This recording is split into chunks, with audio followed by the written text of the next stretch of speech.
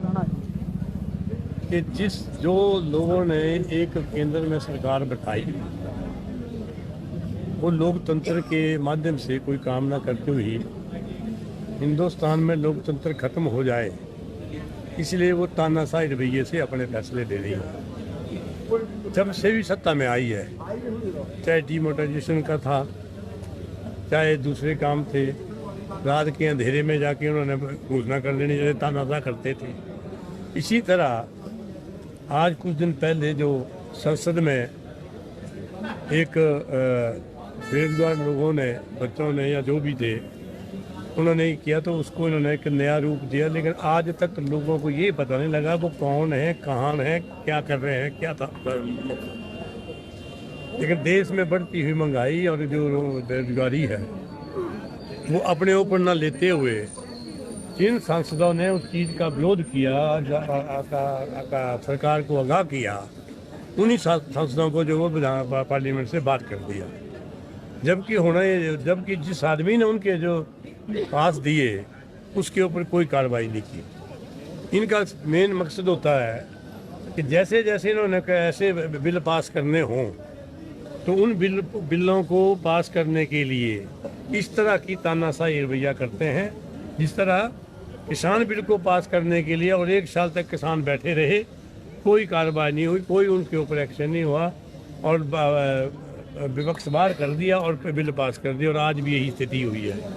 ये सरकार इस देश को, लोकतंत्र को कमज़ोर कर रही है, और उस कमज़ोर लोकतंत्र की वजह से जो दूसरे जो मुद्दे हैं, महंगाई के मुद्दे हैं, बेरोजगारी के मुद्दे हैं, इंस्टीट्यूशनों को बेचने के मुद्दे हैं, इन्होंने जो हर बार इलेक्शन में जो वायदे किए हैं, उनके जो मुद्दे हैं उनको ढांप देने की कोशिश में ये चीज़ करते हैं, और इस तानाशाही रवैये से देश की अर्थव्यवस्था को भी आगे बढ़ा रहे हैं और लोगों के लिए भी लोकतंत्र को रोक रहे हैं।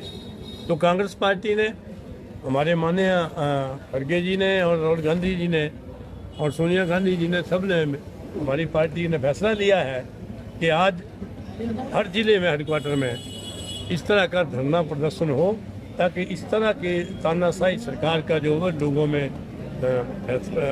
संदेश जाए कि सरकार तानाशाह होकर देश के लोकतंत्र को, बेरोजगारों को, किसानों को, उन 3 तारों को जो है बर्बाद करना चाहती है, और अपने ही लिए ही अपनी सरकार चला रहे हैं। आज तक इन लोगों ने तानाशाही रवैये से लेके लोकतंत्र को खत्म करने का प्रयास है। कांग्रेस पार्टी इसके खिलाफ खड़ी है। जब भी जरूरत होगी कांग्रेस पार्टी इसको आगे भी ले जाएगी, लेकिन इनकी तानाशाही को बर्दाश्त नहीं करेगी। रानी जी, गारंटियों को लेकर विधानसभा में रोज भाजपा प्रदर्शन कर रही है, किस तरह लेते हैं? अब वहाँ बोला है तानाशाही, ये तो गारंटियाँ आई है।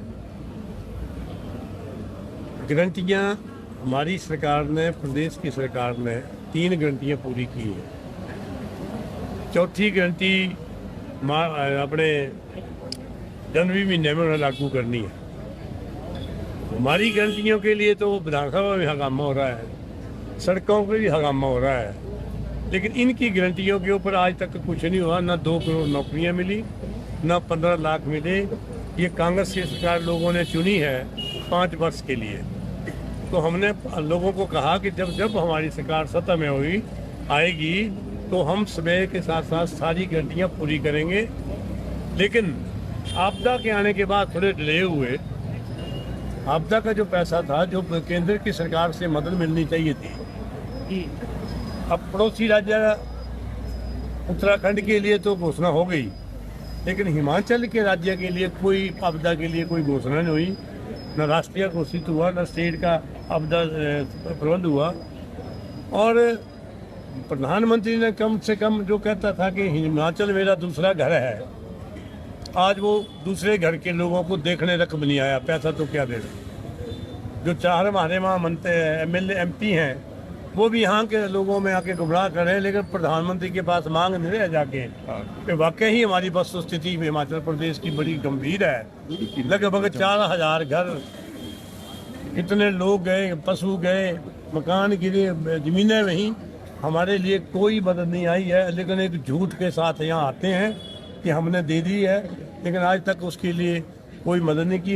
हमें चाहते हैं कि हिमाचल प्रदेश में जब आपदा के ऊपर एक प्रस्ताव पारित हुआ तो ही भाजपा जो वॉकआउट कर गई थी, जबकि वॉकआउट करने की बजाय इनको समर्थन करना चाहिए था, ताकि हम समझते हैं कि इनको लोगों के प्रति और आपदा के बीच जो लोग बर्बाद हुए उनकी सहानुभूति है। इस सरकार को कोई सहानुभूति नहीं है, ये सिर्फ वोटों के लिए सहानुभूति करती है, कभी किसी का उठा देगी, कभी कुछ कर देगी। और आज भी जो केंद्र संसद में जो हमला हुआ है, आज तक ये पता नहीं लगा इतने दिनों में कि वो जिनको पकड़ा गया वो क्या बोल रहे हैं, कहाँ के हैं, क्यों आए थे, कोई शब्द बाहर नहीं निकला। ये भी इनके बीच एक चाल होगी, हो सकता है इन्होंने जानबूझ के कराया है ताकि लोगों का ध्यान भटके, हम संसद बाहर करें और अपने बिल पास करें। अगर इतने दिनों से पकड़े हुए 4 आदमियों के साथ सच नहीं उगला सके तो सच क्या है, ये हम जानना चाहते हैं और देश की जनता जानना चाहती है कि 142 सांसदों को क्यों बाहर किया। वो क्या मांग रहे हैं? यही मांग रहे हैं कि जो लोग आए हैं उनसे बताइए कि उन्होंने क्या बोला, क्यों आए थे देश की संसद में ऐसा करने के लिए, या कहीं से उनको उठाया गया है, या कहीं के उनसे जानबूझ के ये वंडर किया ताकि इनके जो मकसद है वो पूरा हो जाए कि सरकार का के लिए में कोई सांसद बोल ना सके। इसलिए ये सारी कार्रवाई हुई है और कांग्रेस पार्टी उसके विरोध में खड़ी है। हमसे जुड़े रहने के लिए हमारे YouTube चैनल को सब्सक्राइब करें और नई वीडियो की नोटिफिकेशन के लिए बेल आइकॉन को दबाएं। अगर आप ये वीडियो Facebook पर देख रहे हैं तो लाइक जरूर करें और ज्यादा से ज्यादा शेयर करें। इसी तरह के और भी अपडेट्स के लिए फॉलो करें हमारा Instagram पेज himachal.kesri।